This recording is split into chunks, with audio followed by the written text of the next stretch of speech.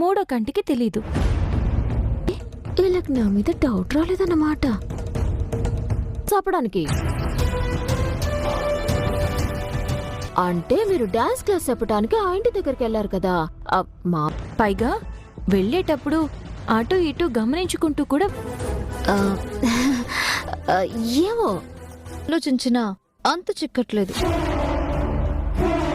అక్క నువ్వేమైనా మావయ్య కదా కదా అంటే పోతుందా నర్మదా నీకు?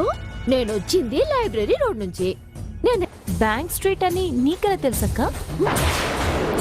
వీళ్ళిద్దరు నన్ను మాటలు ఎట్టేసి పోల్తో కుట్టించేశారే. చెప్పక్క. మేమంటే ఎందుకక్క నీకు అంత కోపం? మేమేమైనా నీ శత్రువులమా? సాధించిన వేటి అర్థం లేకుండానే. మరి నువ్వు చేస్తున్న వాటిని ఏమంటారక్క?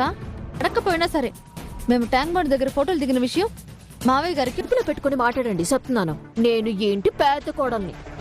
తిట్టిచ్చి కుళ్ళు పోతే రాక్షసుని అన్నట్టు మాట్లాడతారేటి? మాట జోక్యం చేసుకుంటావు. వయసులో పెద్దదన్న గౌరవం లేకు. వర్క్ చేసి ఆయనకి హెల్ప్ అవ్వాలనుకున్నాను, కానీ నువ్వు చేసిన పోయింది.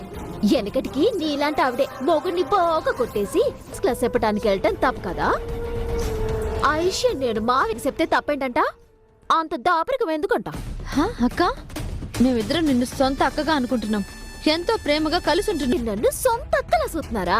అటు తొక్కలాగేం చూడట్లా? మేమా? మీరే.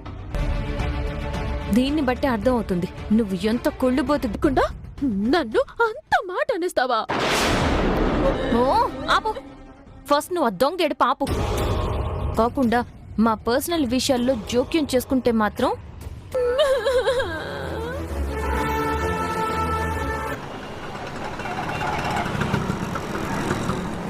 నువ్వు ఎంత కొళ్ళుబోతు గయ్యాళి కంపవు. నన్ను తిట్టారు కదా, మా ఆయనకి చెప్పి మిమ్మల్ని తిట్టించకపోతే పరిస్థితి ఏమైంది? మరేమో ప్రేమ ఇంట్లో ఎవరికి చెప్పకుండా ప్రేమ డాన్స్ క్లాస్ విషయాన్ని మాయ గారికి నేనే ఏడవకు ప్లీజ్. ఏడవకుండా ఎలా ఉండగలను బా? అంత బాధగా ఉంటుంది బా, నువ్వే చెప్పు. అందుకే అలా.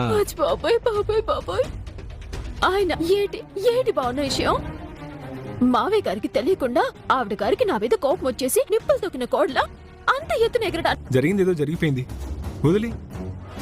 ఏటి బావదులేసేది? లేదంటే ఈ రోజు మాటలు దాకా వచ్చిన వాళ్ళు రేపు నన్ను కొట్టి.